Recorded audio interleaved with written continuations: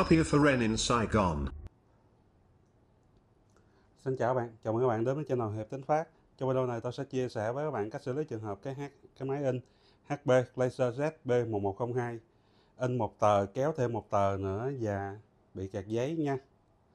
Rồi, cách xử lý của này cũng đơn giản thôi, chúng ta sẽ tháo cái vỏ máy bên hông ra, bên hông tay phải nè. Chúng ta sẽ xử lý các led kéo giấy. Thì thường nó có một cái miếng xốp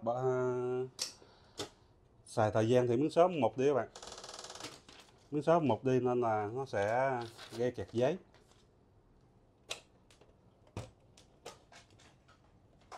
Rồi các bạn tắt nguồn máy in ra luôn nha. Các bạn thấy ha, nó in hay kéo thêm một tờ đó. Tức là máy in của bạn là có lúc in được nhiều tờ bình thường, có lúc thì in một tờ kéo thêm tờ nữa. Nói chung là máy in sẽ hoạt động không ổn định. Rồi trước hết thì các bạn sẽ tháo cái nắp phía đằng trước ra. Nắp này khá cứng nha các bạn. Các bạn dùng vít dẹp lại lên.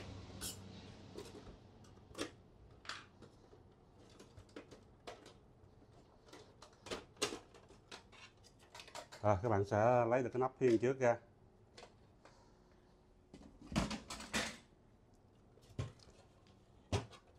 Các bạn lưu ý nha, chúng ta sẽ xử lý cái led đó nằm bên tay phải của máy in. Nên là chúng ta chỉ cần tháo cái nắp bên hông bên tay phải thôi. Không cần tháo cái nắp bên trái bên kia nha.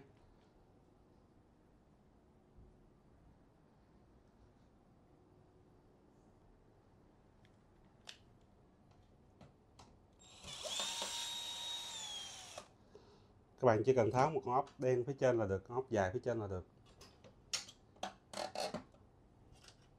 Nại nhẹ ra nha, ngay chỗ này có cái G này.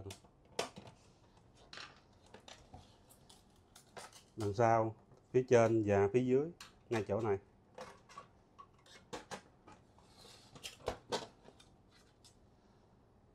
Đằng trước có hai móc G.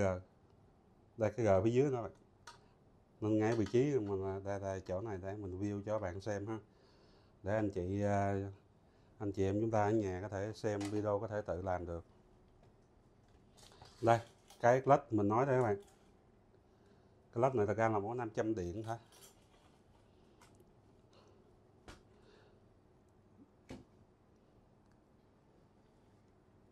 Rồi, ngay đây các bạn sẽ tháo ngóc này ra.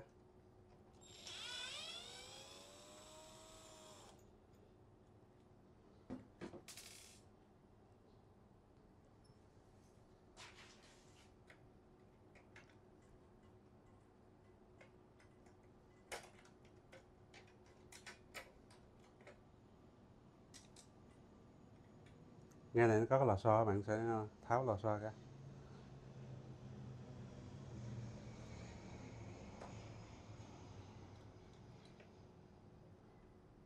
Đây bạn, thời gian xài thì ngay chỗ này nó có một miếng xốp. Sử dụng thời gian thì miếng xốp này nó mục đi. Khi có dòng điện chạy qua thì cái này nó đóng lại. Và sau đó cái máy in mình, cái hệ thống cuốn giấy á, nó cuốn đúng quay một vòng. Thì cái này nhả ra để nó giữ cái nhông lại, không cho cuốn giấy nữa. Không cho trục cuốn giấy nè. Nó quay tiếp nữa. Cái trục dưới này nữa bạn. Cái bánh lớn phía trong mà. Không cho nó quay tiếp nữa. Nên là khi các bạn in một tờ thì máy chỉ kéo đúng một tờ thôi. Do là nó bị mục nên nó hít vào, nó không có nhả ra, nên là cái này xoay đúng một vòng thì nó lại xoay tiếp. Tại vì không còn cái gờ le này nó giữ lại nữa, không còn cái móc này nó giữ lại nữa. Đó là nguyên nhân làm cho khi các bạn in một tờ, máy kéo tờ thứ hai, gây nên tình trạng kẹt giấy. Các bạn sẽ vệ sinh thật là sạch cái này, sau đó chúng ta sẽ dán lại bằng một miếng nhựa. Bạn ở nhà nếu mà các bạn lấy bìa học sinh cũng được. Các bạn lấy với bìa của học sinh đó, cái bìa nhựa hơi dày dày được rồi. Bạn dán keo hai mặt vào và cắt một miếng khoảng chừng như thế này là được.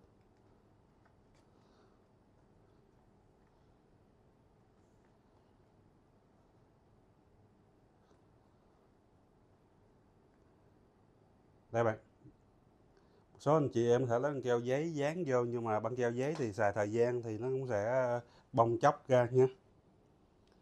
Băng keo giấy thì dán thời gian nó cũng hết keo à. Rồi trước khi dán các bạn sẽ vệ sinh cho nó thật là sạch, để không còn keo bám lên trên đây nữa.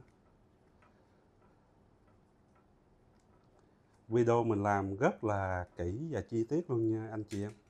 Anh chị em mình xem video thì ủng hộ mình bằng cách bấm đăng ký kênh, like, share, subscribe video ha. Ủng hộ cho mình có nhiều tinh thần, mình là có sửa máy, mình làm nhiều clip, mình quay lại mình chia sẻ với anh chị em.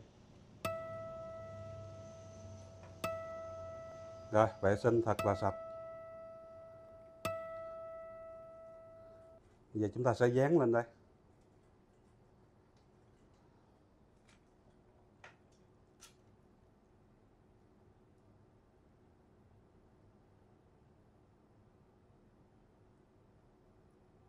Trước mình hay dùng cái miếng chăn pha beo của máy photo, mình dán lên.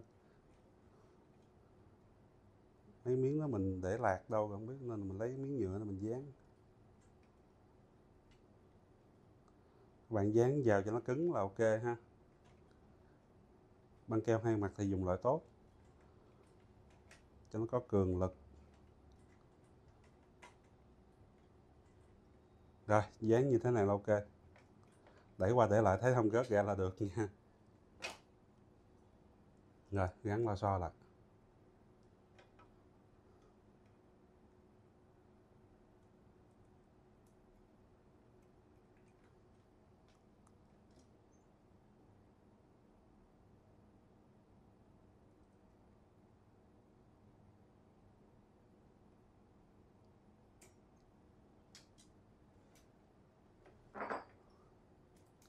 Đây bạn, mỗi lần in kéo xuống, nhả nhông ra, nhông xoay đúng vòng này, buông ra, giữ nhông lại, không cho nhông cuốn giấy nó xoay tự do ha.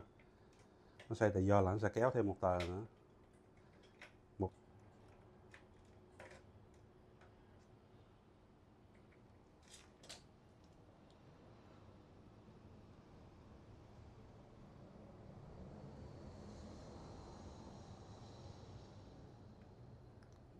Đưa vào khớp như thế này là ok nha anh chị.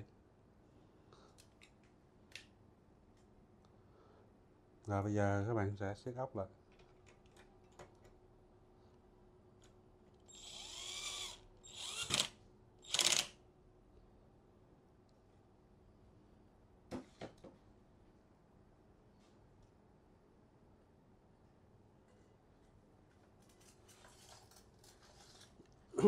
Nếu anh chị em mình không tự tin á, mình để mình test. Còn nếu mà cảm thấy tự tin rồi thì mình cứ gáp lại thôi.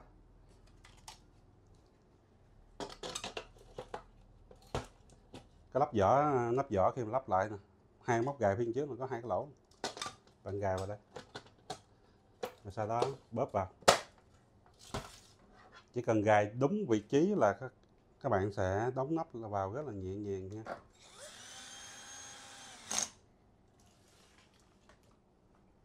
Rồi tiếp theo chúng ta sẽ gài cái nắp cửa lại. Để gài nắp cửa lại thì 1, 2, 3, 4, 1, 2, 3, 4. Các bạn sẽ gài đúng cái vị trí đó, chúng ta sẽ gắn vào rất là nhẹ nhàng. Đây, vào khớp hết ha, sát hết rồi nè. Rồi, nghiêng lên. Lấy tay mình nhóm trợ lực ra. Ok. Rồi, bây giờ sẽ lắp hộp mực vào bên trong máy. Rồi mình sẽ gắn giấy, đặt giấy vào, cắm dây nguồn và cáp in USB. Sau đó chúng ta sẽ tiến hành test lại.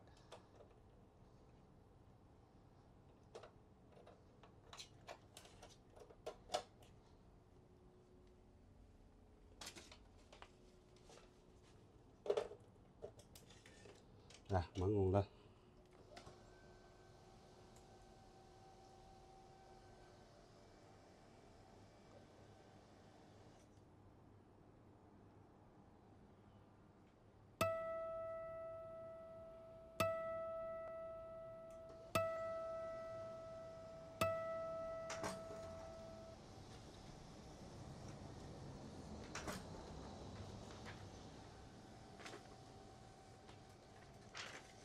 Rồi, ok nha các bạn.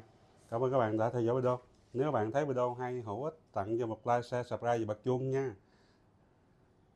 Các bạn cần hỗ trợ gì, vui lòng comment phía dưới video. Tôi sẽ trả lời các bạn trong thời gian sớm nhất. Còn bây giờ xin chào và xin hẹn gặp lại trong những video tiếp theo. Cảm ơn mọi người rất nhiều.